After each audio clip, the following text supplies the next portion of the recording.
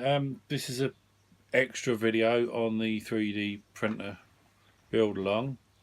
This is just a little warning for you all, really.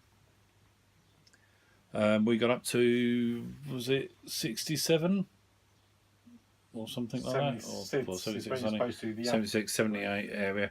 Anyway, when we've finished building the 3D printer, basically, all we've really got left is the outer case. We've turned it on and it doesn't work, and I've done some investigations and found the culprit. If you can switch over. Okay. Now, got my motor ready, and what I did is originally we had quite early on in the series, you had a board that tests the little step board. So what I'm going to do, all I'm doing, so I'm testing between ground and step. Now when I've got on ground and step on that board, if you can see the multimeter, it shows nothing. You have to keep moving in away from the table. You only need to see that. That's what he's doing, that's all. Step and ground, absolutely nothing. I'll grab another one of the boards. Step and ground, nothing. Then third board of 4. This one, there's actually a reading there. And all I'm doing is I'm doing a continuity test, which will bleep if it's shorting. So that board's actually, third board's got obviously a slight fault. Now if I do ground and step on this last board, that's a direct short. So that one board's obviously faulty. What I've done is I've tested the boards. Now you need to get onto this. I don't know if you can see that. This little board. That's the original motor test board with the original power supply. Now when I turn it on, you get the red light telling you it's powered. But you find this will actually go into shut down pretty quick. It doesn't take too long. That light, after a short period, there you go, it's now starting to dim and it actually goes out. And just stop it getting in too much danger. Now this regulator, which is a 7805, has got the 24 volts going in, but there's only about 2 volts coming out. It was working. What I did is I was testing the motor drive boards, and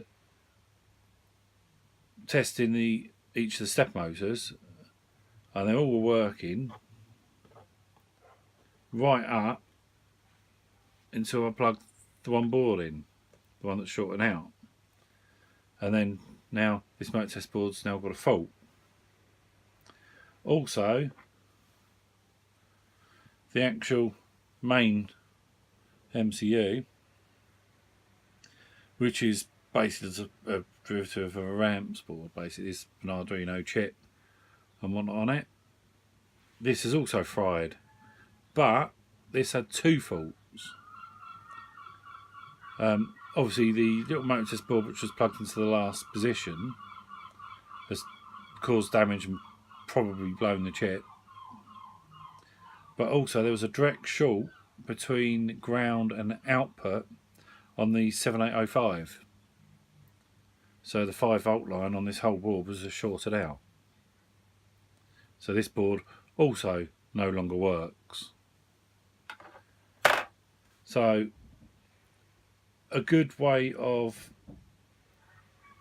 testing was on the backs of these boards, they're all labelled. And on one end you've got 3 pins labelled ground.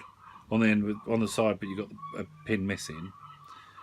As I'm looking at it this way, on the right hand side you've got 3 grounds, and then you've got the direction there and then step.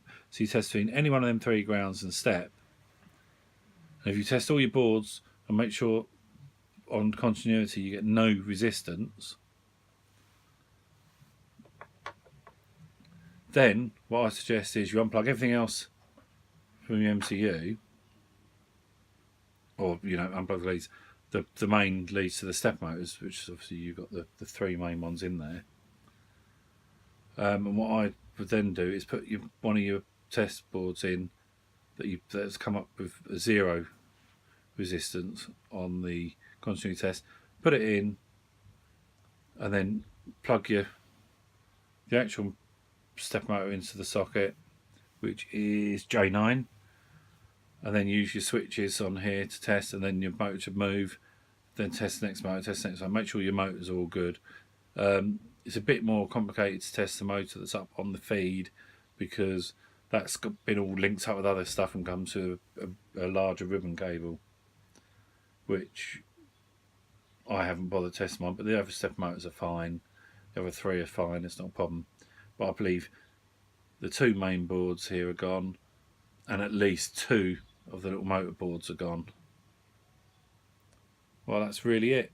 That's all I can say is test your boards. Make sure if you've got any that show any continuity at all between the step and ground, don't use that board, because it will damage your system. Well, that's it for now, chaps. Hopefully we get an answer from Eaglemoss soon that they're going to be replacing the faulty parts.